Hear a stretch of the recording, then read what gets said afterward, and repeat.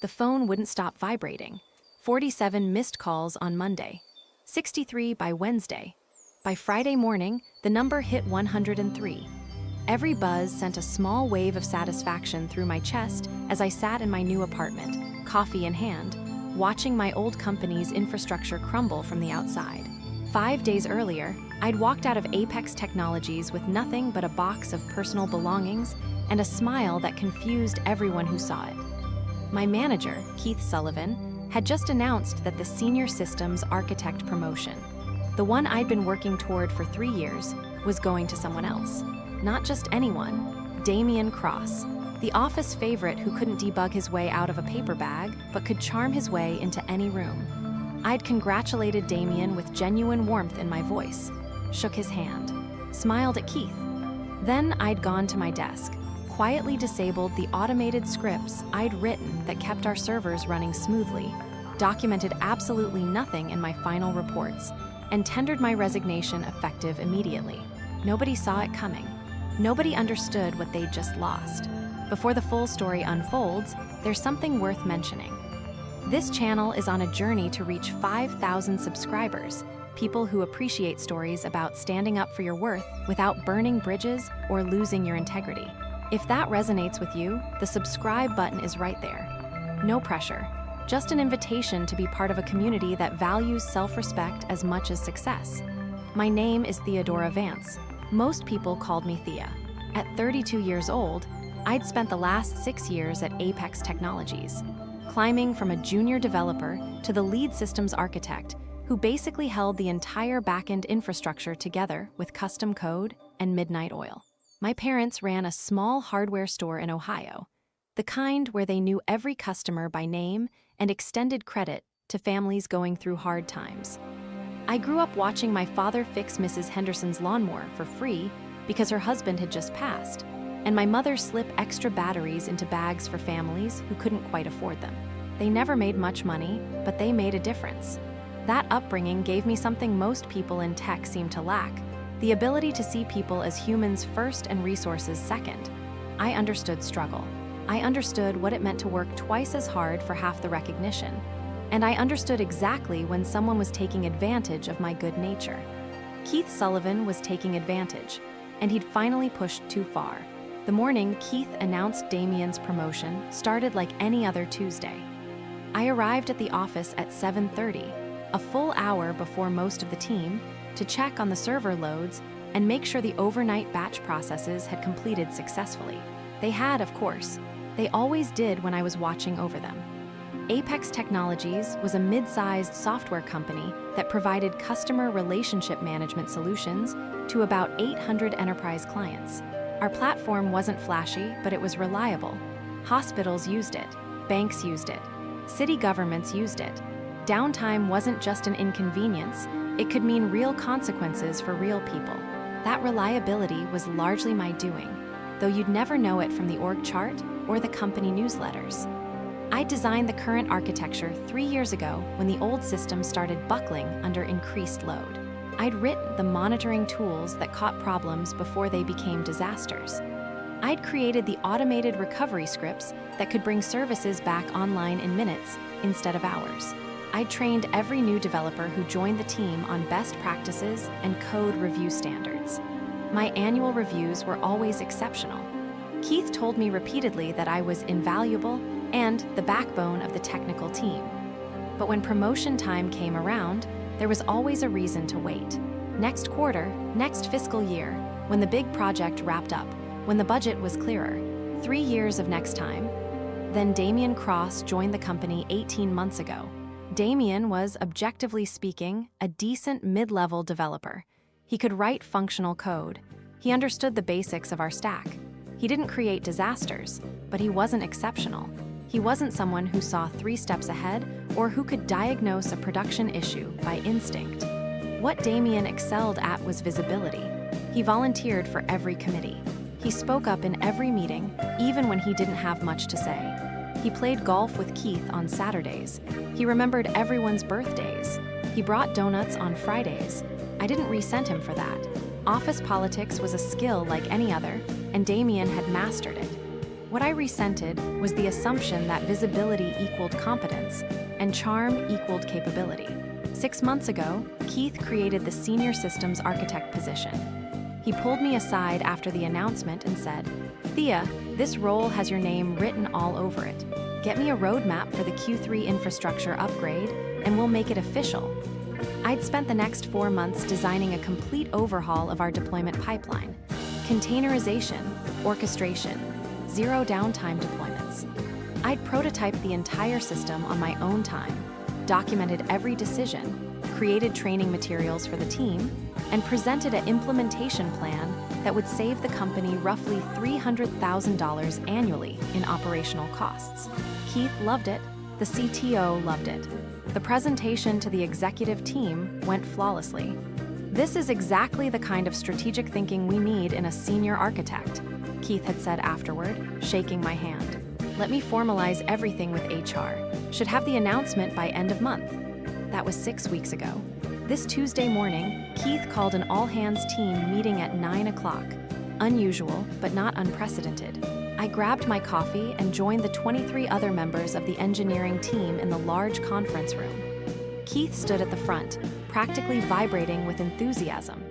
"Team, I have some exciting news to share," he began. "As you know, we created a senior systems architect position to help lead our technical strategy into the future. After careful consideration, I'm thrilled to announce that Damian Cross will be stepping into that role." The words hit me like cold water. Damian looked genuinely surprised. Either he was an excellent actor, or he genuinely hadn't known.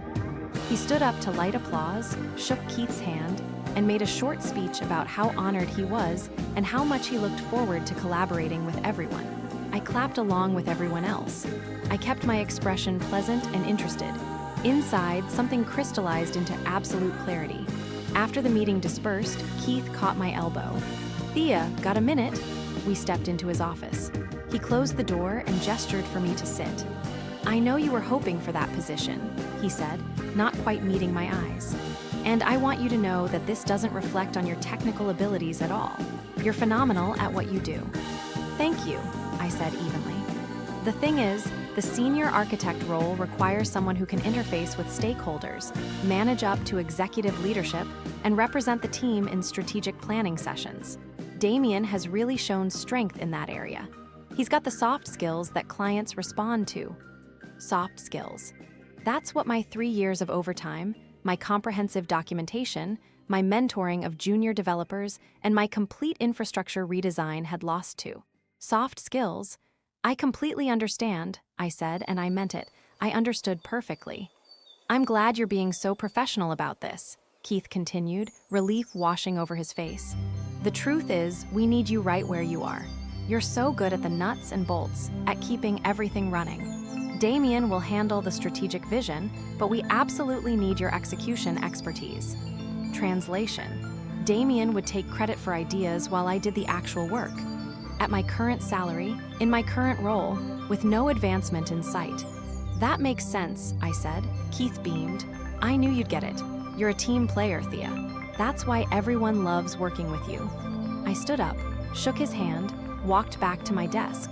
For about 20 minutes, I sat at my workstation and stared at my dual monitors without really seeing them. My mind was extraordinarily calm. There was no anger, no sadness, no sense of betrayal, just calculation. I pulled up my bank account.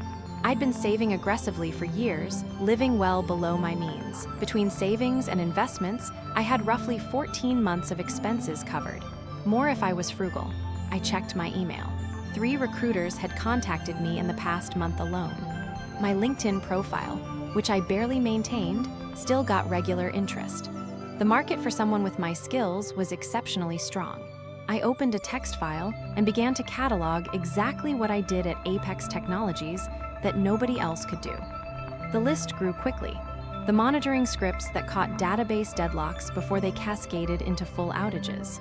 The load balancing algorithms that distributed traffic during peak hours. The automated failover systems that switched to backup databases when primary ones hiccuped. The caching layer that kept response times under 200 milliseconds.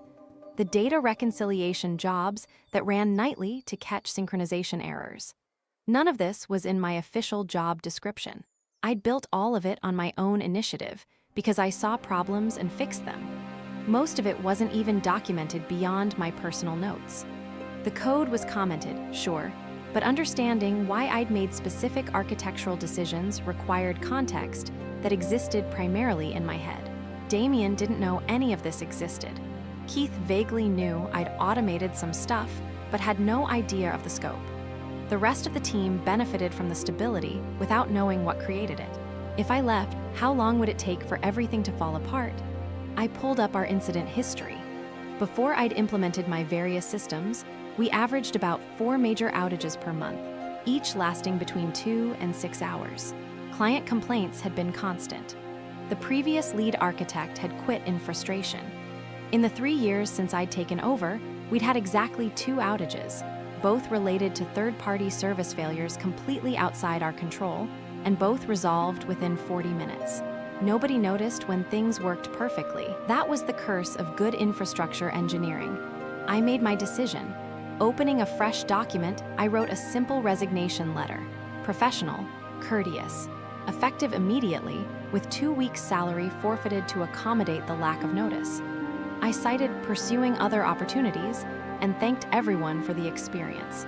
Then I systematically began to undo my safety nets. The monitoring scripts were the first to go. I didn't delete them. That would be sabotage and potentially illegal. I simply disabled them, changed the cron jobs to not execute. The code remained in the repository, but it would no longer actively run. Anyone looking at the server logs would see the scheduled tasks simply stopped. The automated recovery scripts got the same treatment. Disabled, not deleted. The load balancing tweaks I'd made were coded directly into configuration files. I reverted those files to the default settings. Again, nothing deleted, just returned to how they'd been when I'd arrived.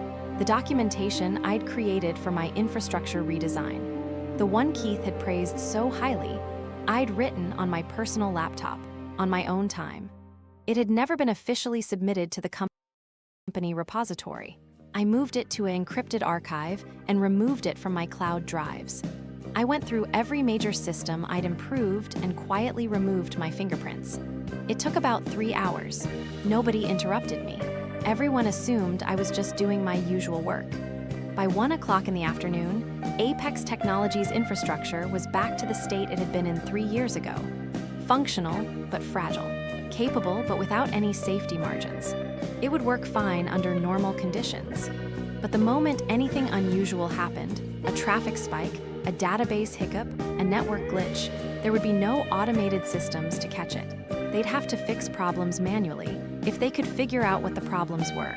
I printed my resignation letter, signed it, and walked to Keith's office. He was on a call but waved me in. I waited silently until he finished. "What's up, Thea?" I handed him the letter. His eyes scanned it quickly, and his expression morphed from confusion to concern to something approaching panic. Effective immediately? "Thea, what's going on? Is this about the promotion?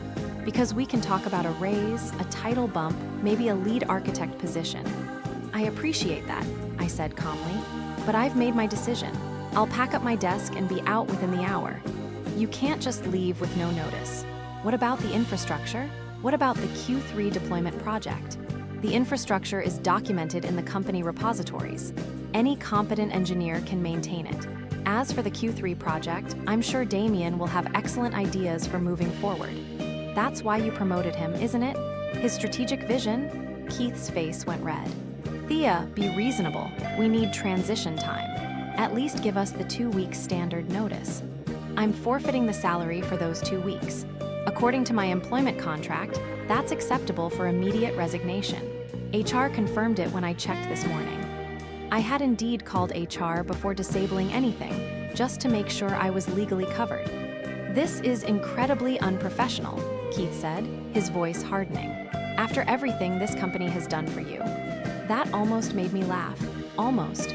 I've given this company 6 years of exceptional work. I'm leaving professionally and legally. My resignation is effective as of now. I turned and walked out before he could respond. Packing my desk took 30 minutes. I didn't have much: a few photos, some personal books on programming, a coffee mug my parents had given me, a small succulent plant that had survived on my desk for 4 years. A few coworkers stopped by, surprised by the sudden departure. I told everyone the same thing. I'd been presented with an opportunity I couldn't pass up, and I wished them all the best. Damien approached as I was sealing my box. "Hey Thea, I just heard. I want you to know. I didn't ask for the promotion. I didn't know you were up for it too." I believed him. Damien wasn't malicious, just oblivious to his own privilege. "Congratulations on the new role," I said genuinely. "I hope it goes well for you. Is there any way I could convince you to stay, or at least to grab coffee sometime in the next couple weeks? I'd love to pick your brain about the infrastructure. Keith mentioned you'd done a lot of custom work." "I'm sure you'll figure it out," I said. "All the code is in the repository. Good luck, Damien." I walked out at 2:15 on Tuesday afternoon. Several people looked confused. A few looked concerned. Keith watched from his office window, his phone already pressed to his ear, probably calling HR or his own manager. The sun was bright outside.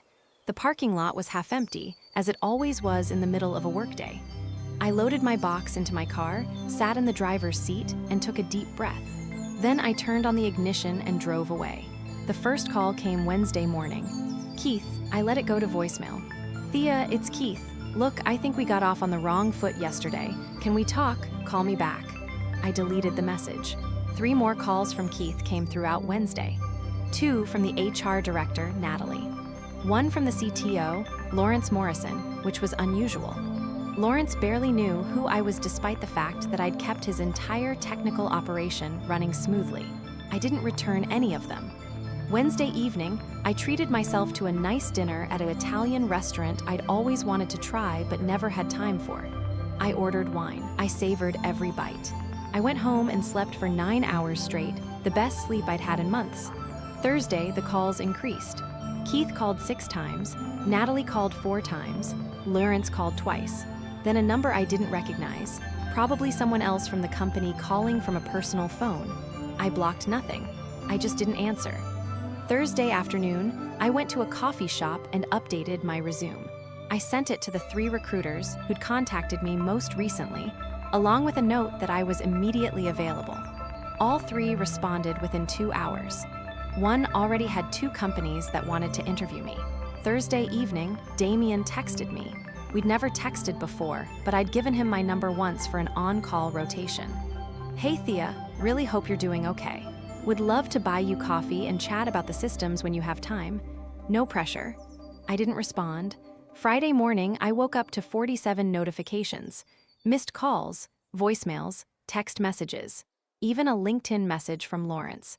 I made coffee, scrambled some eggs, and sat down to actually listen to a few of the voicemails. Keith's Friday morning message was instructive. "Thea, we're experiencing some technical difficulties and could really use your expertise.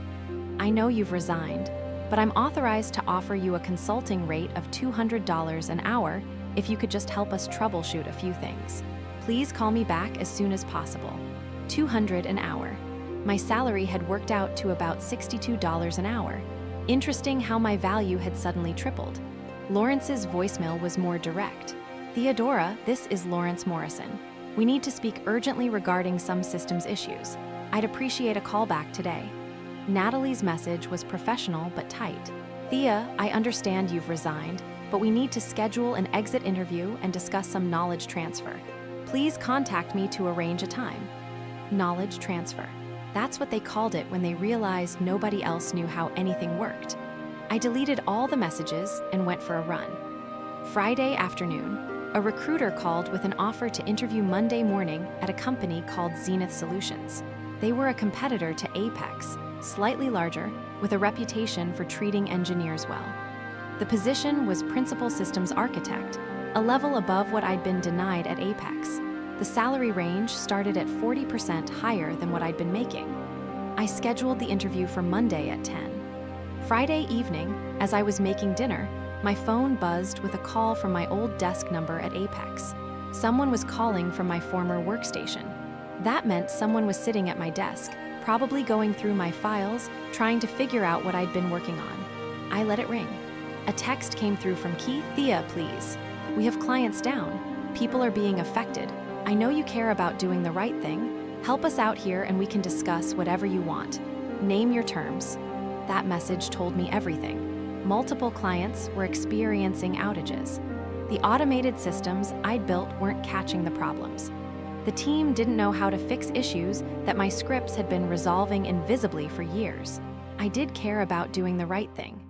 That's why I'd built all those systems in the first place, not for recognition or promotions, but because hospitals and banks and city services depended on the platform being reliable. But I'd also done the right thing by myself. I'd given Apex 6 years of loyalty and excellence. They'd responded by passing me over for someone less qualified because he was better at golf. The systems failing weren't failing because I'd sabotaged anything. They were failing because the infrastructure had always been fragile, and I'd been the one masking that fragility. Now the mask was off, and they were seeing the real state of things. I didn't respond to Keith's text. Instead, I poured myself a glass of wine and settled onto my couch with a book I'd been meaning to read for 6 months. The phone continued to buzz periodically throughout the evening. By the time I went to bed Friday night, I had 103 missed calls. Saturday morning was quiet. No calls before 9 a.m., which suggested everyone had finally gone home Friday night and gotten some sleep. The outages had probably been resolved, manually, painfully, but resolved. Around 10, my phone rang. Not Keith this time. Lawrence Morrison, I answered. Theodora, thank you for picking up. His voice was carefully controlled, but I could hear the stress underneath. Good morning, Lawrence. I'll cut to the chase. We had multiple service outages yesterday affecting 17 clients. Some of those clients are extremely unhappy.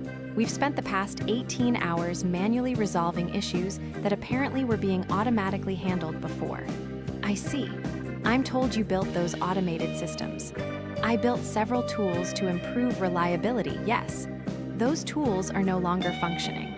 I disabled my personal automation scripts when I resigned.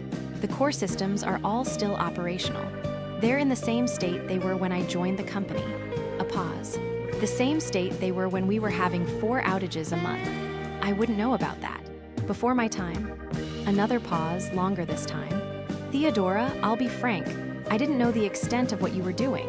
That's my failure as a CTO. Keith assured me he had the technical operations under control, and I trusted that.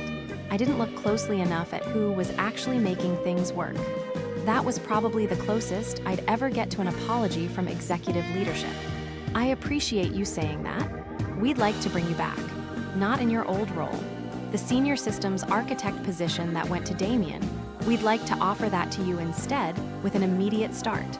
We'll also increase the salary by 30% and include a signing bonus to compensate for this situation, 30%.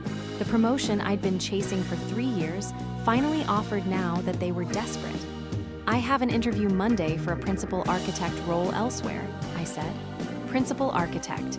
We could create that position. 40% salary increase. You'd be Damien's senior, reporting directly to me instead of to Keith. 40%. Reporting to the CTO. A week ago, that would have been a dream offer. What happens to Keith? I asked. That's an internal personnel matter, but I can tell you that his judgment is being reviewed. And Damien? Damien is in over his head. He's admitted as much. He'd likely move to a project management role where his communication skills would be better utilized. So Damien would land on his feet. Keith would probably get a slap on the wrist but keep his job, and I would come back to clean up the mess, this time with a better title and more money. I need to think about it, I said. I understand. But Theodora, I need an answer by Monday morning. We have clients threatening to leave. We need stability, and apparently you're the only one who knows how to provide it. There it was, the leverage.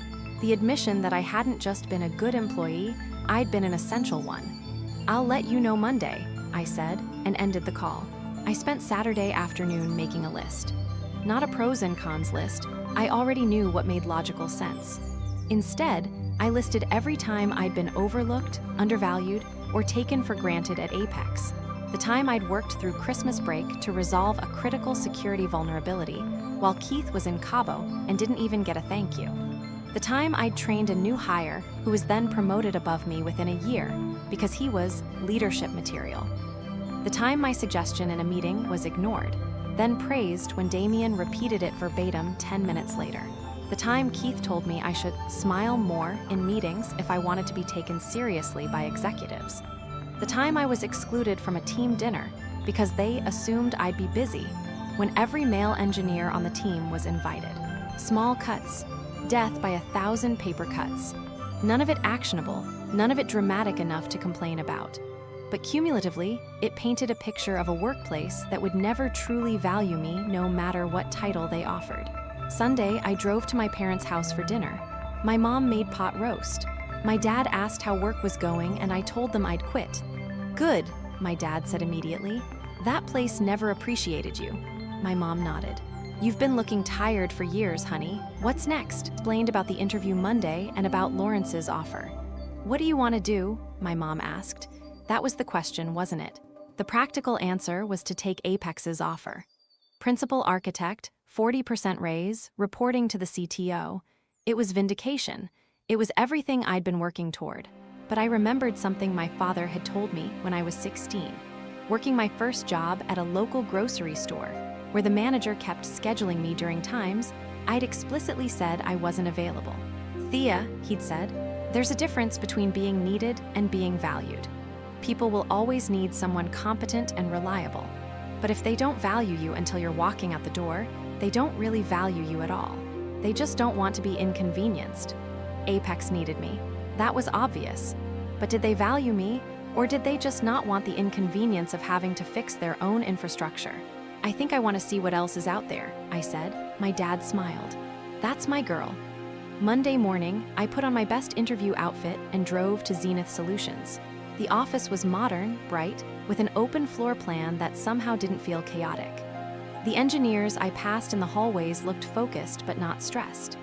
The interview was with the VP of Engineering, a woman named Autumn Hayes, and the current director of infrastructure, a guy named Ryan Park. They'd clearly done their homework.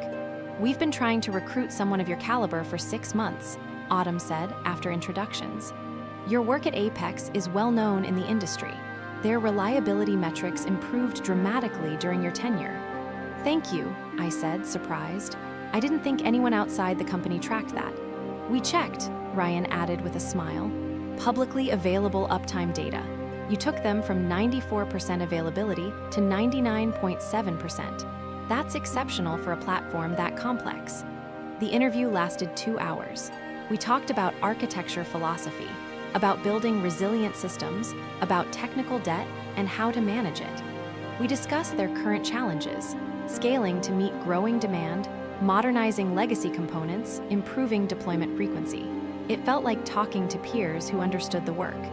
Not people who saw engineering as a mysterious black box, but people who'd been in the trenches themselves. I'll be honest, Autumn said toward the end. We heard through the grapevine that you left Apex last week. We moved up this interview because we didn't want to miss the opportunity. We're prepared to make an offer today if there's mutual interest. I'm definitely interested, I said. Ryan and Autumn exchanged a glance.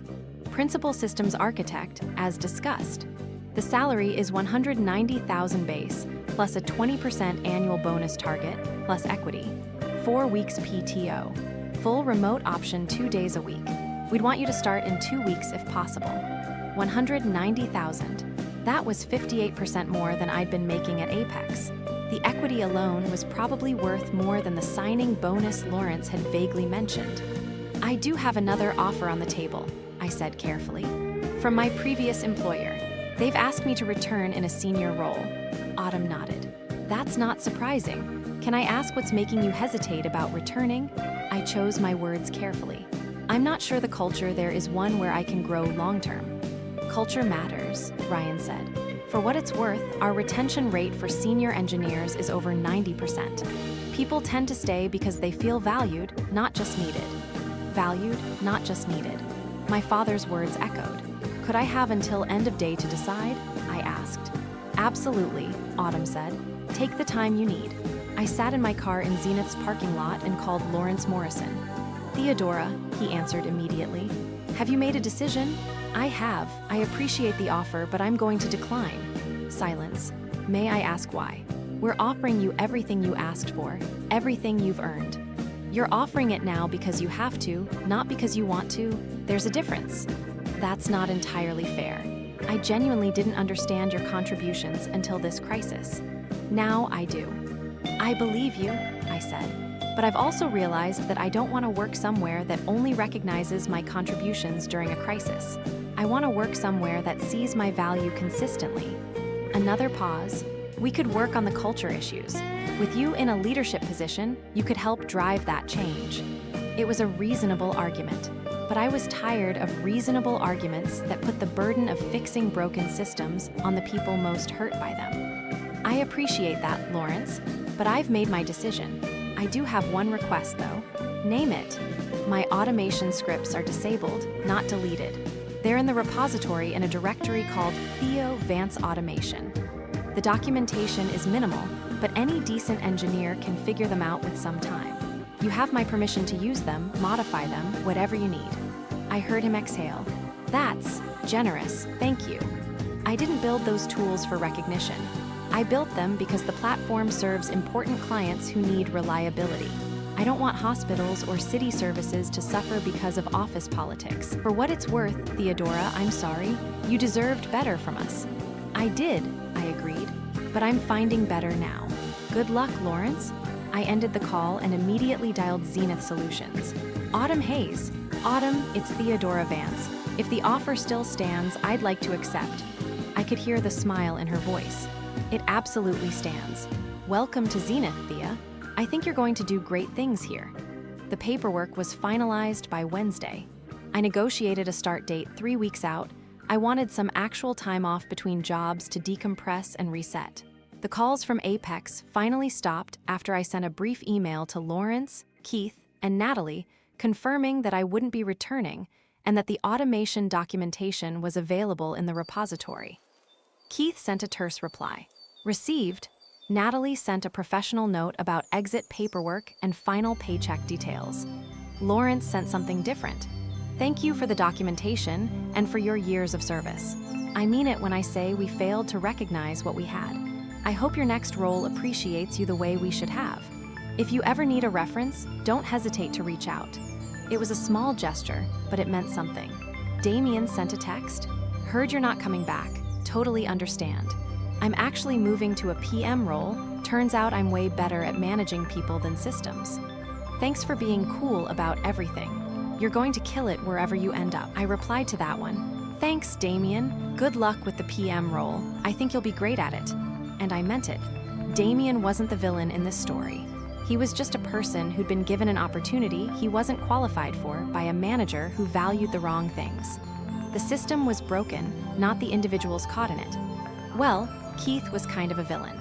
But even Keith was more incompetent than malicious. The 3 weeks between jobs were revelatory.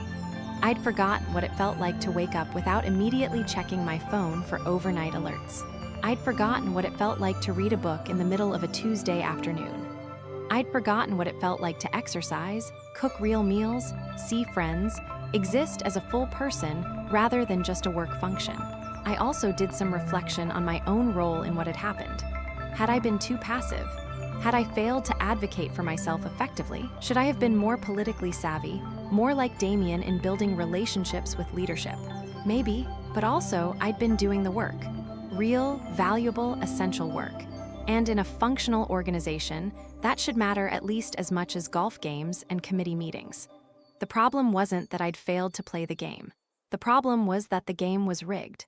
My first day at Zenith Solutions was everything the first day at Apex hadn't been. Autumn personally gave me the office tour. Ryan introduced me to the infrastructure team, 8 engineers who seemed genuinely excited to have another senior person to collaborate with. My workstation was already set up with the equipment I'd requested. There was a welcome packet with information about benefits, culture guidelines, and even a handwritten note from the CEO welcoming me to the company. Small things, but small things that communicated value. The infrastructure itself was in decent shape, better than Apex had been when I'd started, but with room for improvement. In my first week, I identified 3 key areas where we could increase reliability and reduce manual intervention. I proposed a project plan to Ryan, who immediately greenlit it and assigned me 2 junior engineers to help with implementation. "This is exactly the kind of strategic thinking we hired you for," he said, reviewing my proposal. "Do you need any additional resources?" Additional resources. At Apex, I'd had to beg for every hour of developer time. Here, they were asking what I needed to succeed. "I think we're good to start," I said. "I'll let you know if that changes." "Please do. We'd rather over-resource a project like this than have it stall out." By the end of my first month, we'd implemented the first phase of improvements. Deployment times were down by 30%. The on-call rotation was getting paged 40% less frequently because automated monitoring was catching and resolving issues proactively. Autumn called me into her office on a Friday afternoon. "Thea, I've been hearing great things from Ryan and the team. I wanted to check in and see how you're feeling about the role." "Honestly, it's the best job I've ever had," she smiled. "I'm really glad to hear that. I also wanted to give you a heads up. We're planning to expand the infrastructure team significantly over the next 6 months. We're going to need someone to lead that expansion. Would you be interested in stepping into a director of infrastructure role? You'd be at the same level as Ryan, but focused specifically on platform reliability and scaling." Director. A full leadership position. At Apex, that had been at least 5 years away, if it ever happened at all. "What would happen to Ryan?" I asked. "Ryan's moving into a director of platform engineering role, focusing on product infrastructure and feature development. You two would be peers, collaborating closely but with distinct areas of ownership. We've already discussed it with him, and he's enthusiastic about the idea." "Then yes, I'm very interested." "Excellent. We'll formalize everything over the next few weeks, but I wanted to float the idea now so you could start thinking about how you'd want to structure your team." I walked out of that meeting somewhat dazed. 4 months ago, I'd been fighting for a promotion I'd more than earned. Now I was being offered a director role before I'd even finished my probationary period. The difference wasn't my skills. I was the same engineer I'd been at Apex. The difference was being in an environment that recognized and rewarded those skills. That evening, I called my parents. "They're promoting me," I told them, "to director." "Already?" My mom laughed with delight. "Honey, that's wonderful. I mean, it's not official yet, but yeah, 4 months. That's how it works when people actually value you," my dad said. "They don't make you wait and beg and prove yourself over and over. They just recognize what you bring and make room for you to grow." He was right. About 6 months into my time at Zenith, I ran into Damien at a tech conference. He spotted me across the expo hall and made his way over. "Thea, how are you?" "Really good. You?" "Good, yeah. I'm actually not at Apex anymore either." "Oh, what happened?" "After you left, everything kind of fell apart for a while. They got the systems stable again, eventually using the documentation you left, but it was a rough few months. Keith got reassigned to a different department. I did the PM thing for a bit, but honestly, I realized I wanted to try something completely different. I'm doing technical sales now at a startup. Turns out I'm actually pretty good at it." "That makes sense," I said. "You were always great at client relationships." "Thanks. And hey, I wanted to say, I'm sorry for how everything went down. I've thought about it a lot, and I got a promotion I didn't really deserve while you got screwed over. That wasn't right. It was the acknowledgement I hadn't known I needed." "I appreciate that," I said, "but honestly, I'm glad it happened. I'm in a much better place now." "I heard you're at Zenith. That's a great company." "It really is." We chatted for a few more minutes, then parted ways. There were no hard feelings. Damien had been a symptom, not the disease. 2 years after leaving Apex, I was a VP of infrastructure at Zenith. The company had gone public, and the equity I'd been granted was worth enough to fully pay off my student loans and make a down payment on a house. More importantly, I led a team of 43 engineers across 3 continents. We'd built one of the most reliable platforms in the industry. We were regularly cited in case studies about engineering excellence. I was invited to speak at conferences, to write articles, to mentor other technical leaders. Everything I'd wanted to achieve at Apex, I'd achieved elsewhere. And I'd achieved it faster because I was in an environment that valued growth over politics. I still thought occasionally about that Tuesday morning when Keith announced Damien's promotion. About the moment of decision when I chose not to fight for scraps, but to find somewhere that would offer me the full meal. It was the best professional decision I'd ever made.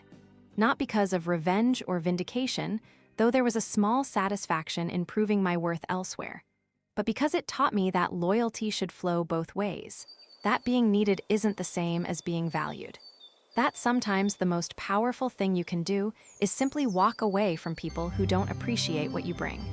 I thought about the 103 missed calls, the desperation of people who'd taken my contributions for granted, suddenly realizing what they'd lost. I'd never answered those calls, and I'd never regretted that decision. The servers I'd stopped maintaining eventually got fixed, not by me, but by new engineers who were probably more expensive and less familiar with the systems. The company survived, though diminished. The clients who depended on the platform found alternatives or suffered through the instability. None of that was my responsibility. My responsibility was to myself, to my career, my growth, my well-being, to the team I now led and the culture I was helping to build, to being the kind of leader I'd wished I'd had at Apex. On the second anniversary of my departure from Apex, my team threw me a surprise celebration.